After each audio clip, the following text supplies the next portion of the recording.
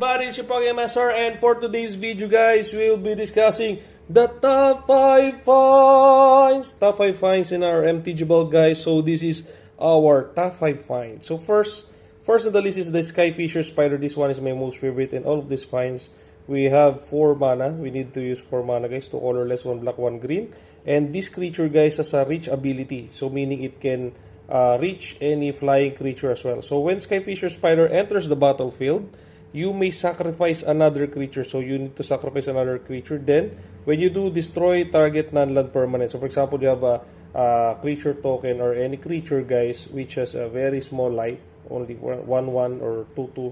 You can sacrifice that, and then you can destroy, guys, any non-land permanent creature, enchantments, any non-land cards in your opponent's battlefield. You can destroy that card using this ability. So very nice guys. And then when the Skyfisher Spider dies, this is my favorite guys, you may gain 1 life for each creature card in your graveyard.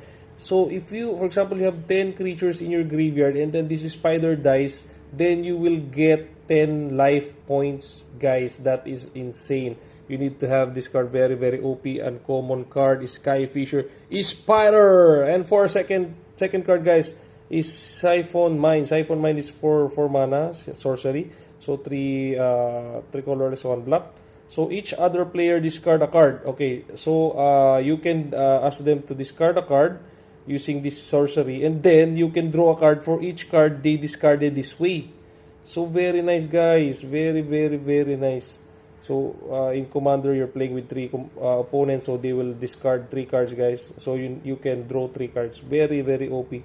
Siphon Mine.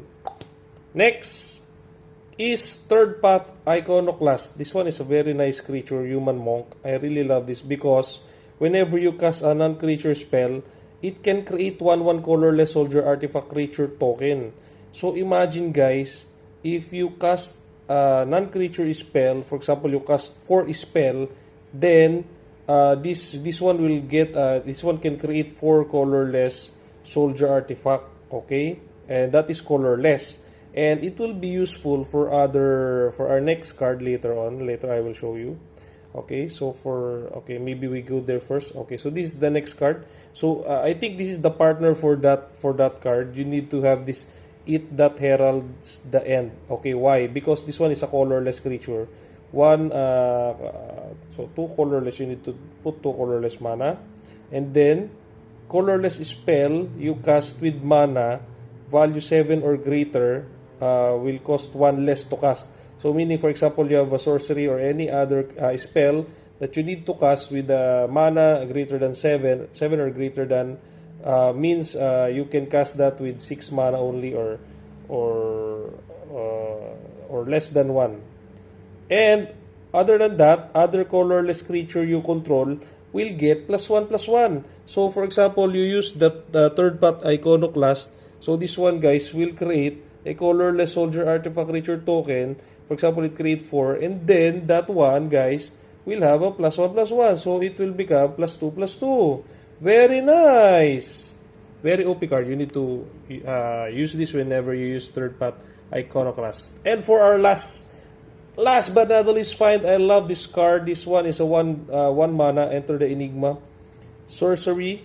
So target creature can't be blocked with this turn. So your creature will be unblockable, and they cannot block it. So the damage will go directly to the opponent, and then you can draw a card. So very OP card. I don't know if we featured this already in our previous video.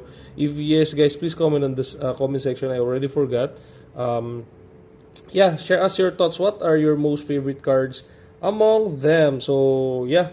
Hopefully you like the video guys. Please don't forget to subscribe and hit the like button as well. And hopefully we'll get monetized by end of this year. That's our target, so that we can have more fans to buy more booster packs. And if you haven't watched guys our Spider-Man box opening, please check my video for that. Really nice booster packs. I love Spider-Man. That's why I bought it. Even though they say that it's really not worth it because it's quite expensive. They say that the cards are not that good. But I really love Spider-Man, so I still bought it. So I think that's all guys for today. Please subscribe. God bless all nation. Bye.